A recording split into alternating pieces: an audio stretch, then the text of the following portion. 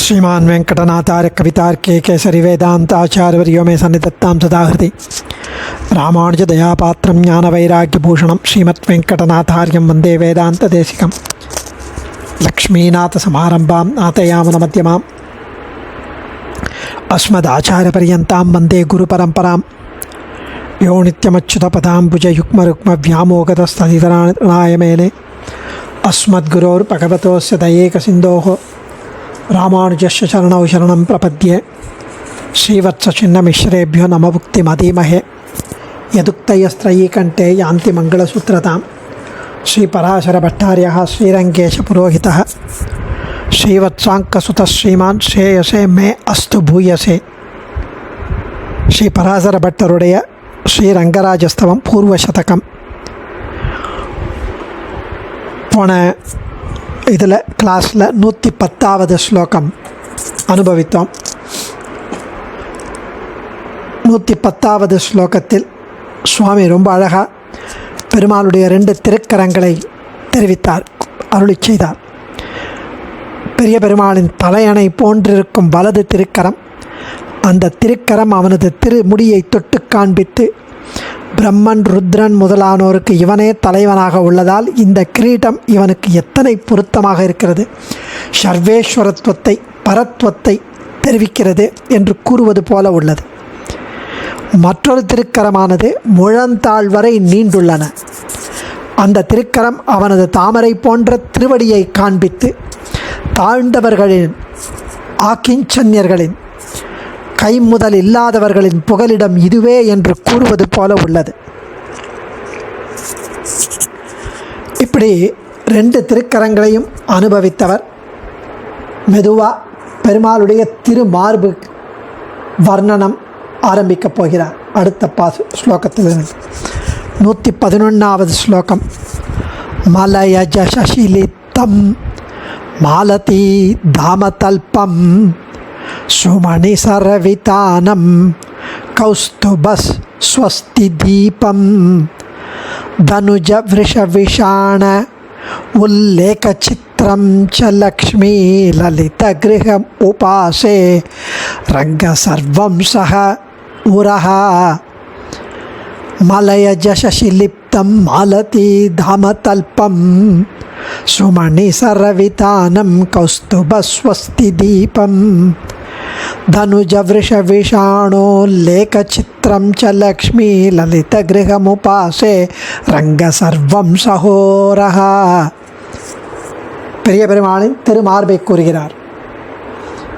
சந்தனம், பச்சை கற்பூரம் இதெல்லாம் கொண்டு பூசப்பட்ட ஆச்சரியமான அகன்று விரிந்த திருமார்பு. அந்த திருமார்பில் சந்தனமும் பச்சை கற்பூரமும் பூசப்பட்டிருக்கு. மாலதி மலர் மாலை இதன் மீது படுக்கை போன்று விரிக்கப்பட்டுள்ளது. அதாவது மாலதி மலைமான முல்லைப்பூ மாலை. அந்த முல்லைப்பூ மாலை படுக்கை போன்று விரிக்கப்பட்டுள்ளது. அந்த மார்பு மேலே உயர்ந்த இரத்தின கற்கள் மாலையாக கோர்த்து கட்டப்பட்ட மேற்கூரை கொண்டது.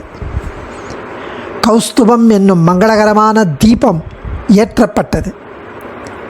அசுரர்களின் எருதுகளுடைய கொம்புகளின் அடையாளங்களான ரேக்கைகள் அந்த மார்பில் உடையது. ஸ்ரீரங்கநாச்சியார் சயனிக்கும் இடம் அந்த மார்பு. இப்படிப்பட்ட பெரிய பெருமாளின் திருமார்பினை நான் உபாசிக்கிறேன் என்கிறார். பெரிய பெருமாளுடைய திருமார்பு அகன்று விரிந்து பரந்த அந்த திருமார்பு பிராட்டியின் விளையாட்டுக்குரிய இடமாக பேசப்படுகிறது. இந்த இடத்தில், இந்த ஸ்லோகத்தில் இந்த மார்பு சந்தனத்தாலும் பச்சை கற்பூரத்தாலும் பூசப்பட்டதாய் உள்ளது. முல்லைப்பூ மாலையை படுக்கையாய் கொண்டதாய் உள்ளது. உயர்தர கற்களாகிய மேற்கட்டியை கொண்டதாய் உள்ளது. இரத்தன கற்களை மாலையாக கொண்டதாய் உள்ளது. கௌஸ்துப ரத்னமாகிற மங்கள விளக்கை உடையதாய் உள்ளது. நப்பின்னையின் திருமணத்துக்காக பந்தயமாக வைக்கப்பட்ட அசுரகுணம் படைத்த 7 எருதுகளை அடக்கி கொன்று, அது மட்டுமல்லாமல் கம்சனால் ஏவப்பட்ட அரிஷ்டாசுரன் என்ற காளையை கொன்று கொம்புகளினால் உண்டான ரேக்கைகளாகிய சித்திரங்களை கொண்டது அவனுடைய திருமார்பு, பெருமாளுடைய திருமார்பு. அந்த காளையும் அந்த 7 எருதுகளும் சண்டை போடும்போது அதனுடைய கொம்புகள் பட்ட காயங்கள், அதனுடைய அடையாளம் அந்த திருமார்பில் தெரிகிறது. இத்தகைய பெரிய பெருமானுடைய திருமார்பு பிராட்டிக்கு விளையாடுவதற்குரிய இல்லமாகவும் இருக்கிறது, படுக்கை அறையாகவும் உள்ளது. அதனை நாள்தோறும் நாம் நினைத்து கொண்டிருப்போமாக. அப்படிப்பட்ட பெரிய பெருமானின் திருமார்பை நான் உபாசிக்கிறேன் என்கிறார்.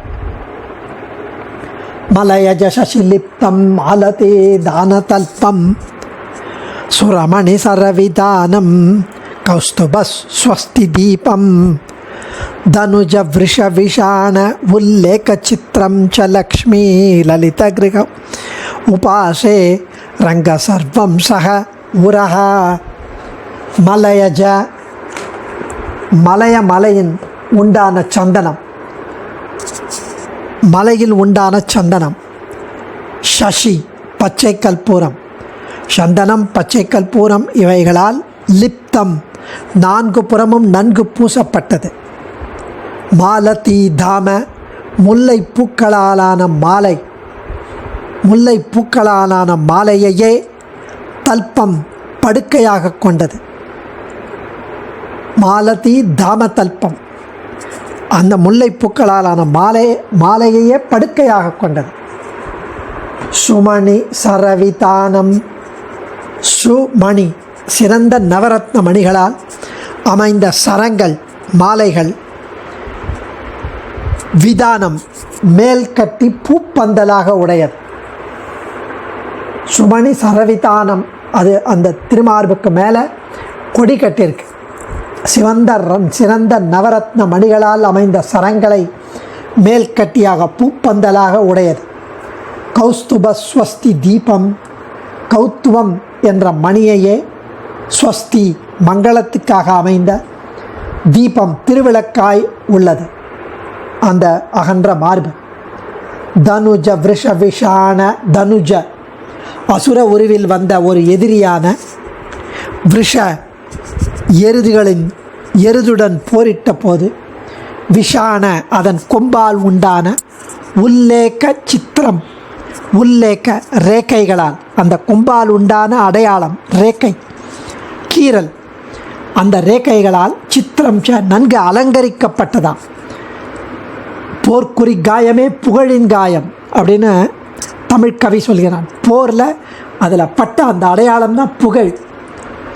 எதிரியோட போரிடும்போது சில கீறல்கள், சில காயங்கள் இருக்கும். அதுதான் அந்த வீரத்துக்கு அடையாளம். அதன் கும்பால் உண்டான உல்லேக சித்திரம், ரேக்கைகளால் நன்கு அலங்கரிக்கப்பட்டதுமான ரங்க சர்வம் சக, நம் எல்லா பாபங்களையும் பொறுத்தருளும் அரங்கநகர் அப்பனின் உரகா திருமார்பை லக்ஷ்மி லலித கிரகம் உபாசே, லக்ஷ்மி பெரிய பிராட்டியான ஸ்ரீ மகாலட்சுமியின் லலித கிரகம் விளையாடுமிடமாக உபாசே தியானம் செய்கிறேன். எம்பெருமானின் திருமார்பை ரொம்ப ஆச்சரியமாக அனுபவிக்கிறார் ஸ்ரீ பராசர பட்டர். திருமார்பு பிராட்டியாரின் விளையாடுமிடமா, விளையாடும் இடத்தில் இருக்கும் அத்தனை அம்சங்களும் இங்கே இருக்கு. இந்த கேலி கிரகம் முழுவதும் சந்தனம், அகில், பச்சை கற்பூரம் போன்ற நறுமணப் பொருள்களால் பூசப்பட்டது. முல்லை சரங்களையே படுக்கையாக கொண்டது. தமிழர்களின் நிலப்பிரிவுகளின்படி முல்லை திணைக்கு எம்பெருமான் திருமால்தான் தலைவன். சங்கத்தமிழிலேயே இருக்காது. அதையும் திருவுள்ளத்தில் கொண்டு ஸ்ரீ பராசர பட்டர் இப்படி அருளுகிறார். சந்தனம், அகில் என்ற இரண்டும் மலயஜ என்ற சொல்லால் நாம் புரிந்து கொள்ள வேண்டும். சசி என்பது சந்திரனைப் போல வெண்மையான பச்சை கற்பூரத்தை சொல்லும் சொல். சசி இவ சசி என்று வியுத்பத்தி. சசி இவ சசி, மணிமுத்துக்களாலான சரங்களை எம்பெருமான் சாற்றிக் கொண்டுள்ளார். இவைகள் பிராட்டி எழுந்தருள் இருக்கும் இடத்திற்கு மேலே முத்துச்சரங்களை கட்டி தொங்கவிட்டதை போன்று உள்ளது. வீடும் விளக்கும் என்பார்கள். பிராட்டி சயனித்து கொண்டிருக்கிற அந்த திருமார்பு, பிராட்டி விளையாடும் அந்த திருமார்பு, அதற்கு மேல் முத்துச்சரங்களால் கட்டப்பட்ட விதானம் கொடி. வீடும் விளக்கும்னா வீடு விளக்குன்னு அது மாதிரி இங்கே ஸ்ரீ கௌஸ்துபம் என்ற ஜீவாத்மா அபிமானி தேவதையான பிராட்டியுடன் திருப்பார்க்கடலில் தோன்றியதான கௌஸ்துபமே இங்கு திருவிளக்கு. தனிகர்கள் தன்னுடைய பள்ளி அறையில் விசித்திரமான சித்திரங்கள் எழுதப்பட்டிருக்கும். இங்கே என்ன சித்திரம்னா அதுவும் இருக்கு. அசுர ராட்சசர்களாகிய ஸ்ரேஷ்டரான யோத்தாக்கள் அசுர விருஷகா அசுர ஸ்ரேஷ்டகான்னு சொல்லுவான். அசுரன் எருது உருவில் வந்தபோது என்று 2 விதமாக பொருள் கொள்ள வேண்டும். அசுர விருஷகா அசுர ஸ்ரேஷ்டகா. அசுரன் எருது உருவில் வந்தபோது, எருது என்று கொண்டால் அரிஷ்டன் என்ற அசுரன் ஸ்ரீ கிருஷ்ணாவதாரத்தில் எம்பெருமானால் கொல்லப்பட்ட போது அவன் போரிட அவனது விஷாணங்களால் கொம்புகளால் பெருமாள் திருமார்பில் ஏற்பட்ட வடுக்கள் கீறல்கள் சூரம் சுதே க்ஷத்ரியா ராஜபுத்ரி என்றபடி ஒருவன் வீரனாக சூரனாக இருந்தவனைத்தான் வீரபத்னி விரும்புவாள். அதுவும் இங்கு ஸ்ரீ மகாலட்சுமிக்கு இவன் வீரன் என்பதை சுட்டி காட்டுவதற்கு அந்த மார்பில் உள்ள அடையாளம். இப்படி எல்லா வகையான அமைப்புகளையும் கொண்ட ஸ்ரீ பெரிய பிராட்டியாரின் நித்தியவாச ஸ்தலமான கேலி கிரகமான விளையாடும் இடமான திருமார்பை அடியேன் உபாசிக்கிறேன் என்றபடி மண்ணு மணிவிளக்கை காட்டி மணிவிளக்கை மாட்டி மலைக்கண்ணார் பன்னு விசித்திரமாம் பாபடுத்த பள்ளிமேல் என்று பெரிய திருமடலில் திருமங்கை மன்னன் அனுபவம் இங்கு திருவுள்ளம் பட்டிருக்கு. மண்ணு மணிவிளக்கை மாட்டி மலைக்கண்ணார் பன்னு விசித்திரமாம் பாபடுத்த பள்ளிமேல். அடியேன் தன்யோஸ்மி. கவிதார்க்கிக சிம்ஹாய கல்யாண குணசாலினி ஸ்ரீமதே வெங்கடேஷாய வேதாந்த குரவே நமः.